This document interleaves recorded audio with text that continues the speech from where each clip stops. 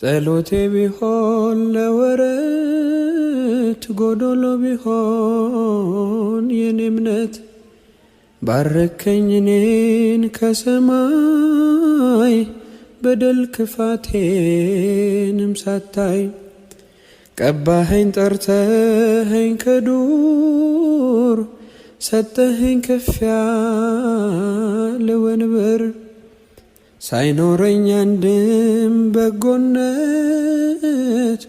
ባረከኝ በእጅ በረከት። እኔ አንተ ቤት እኔ አንተ ፊት የምቆም ሰው አይደለሁም፣ ግን ፍቅር ለዘላለም የሚመስል ማንም የለም። ግን ፍቅር ለዘላለም የሚመስል